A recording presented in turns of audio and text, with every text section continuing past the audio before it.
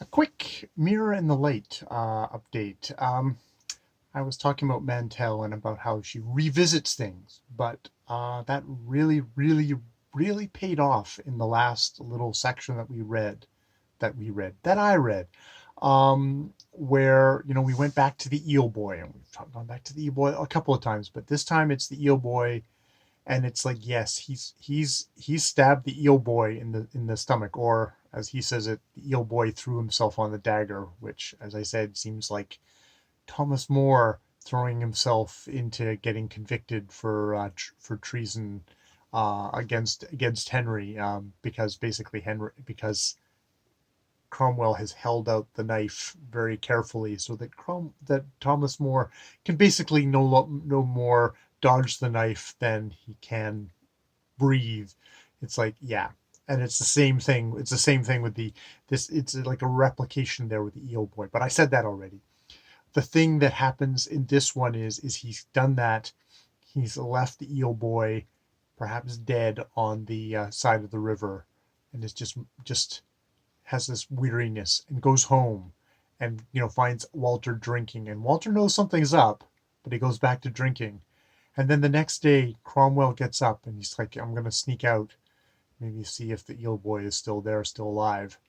And he sneaks out, goes across the yard, and gets whacked on the back of the head. And he finds himself bleeding on the cobblestones. And suddenly we're in the opening scene of Wolf Hall, that very open scene where where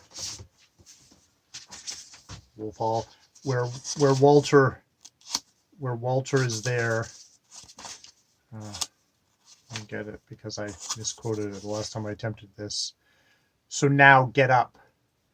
It's that. So now get up is echoed again. We are back in the opening scene of Wolf Hall, where at the beginning we're like, oh my God, Cromwell is the little is this young boy getting brutally abused by his father, but now he is a young boy who is stabbed another young boy in the stomach the night beforehand, and is getting whacked over the head by his super violent father, possibly in retaliation for that, possibly because just Walter's got that sense of, you've been up to your violent shit again, Thomas Cromwell.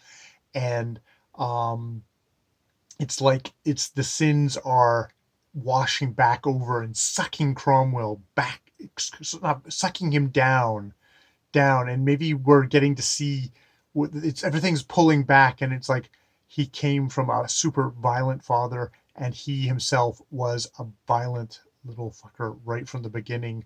And every once in a while he said, like, oh, you don't want to know what I've done. It's like the longer we are with him, the more we get to know what Cromwell has done, what his sins are, what that he is an angry man, that he's and that anger was like less civilized, less coated over with Italian learning, with the courtly manners of the Henry VIII's court. It's like, no, it's still there. It's still there. And indeed, a couple of scenes before that, I was laughing about in the last update of Cromwell manhandling Norfolk when provoked, and it's like there's always that bubbling violence in Thomas Cromwell that Thomas Cromwell really doesn't want to see. He doesn't want to see it in himself, and he kind of hides it from us as the readers because we are seeing it through his not wanting to see it. So hats off to Hilary Mantel as always.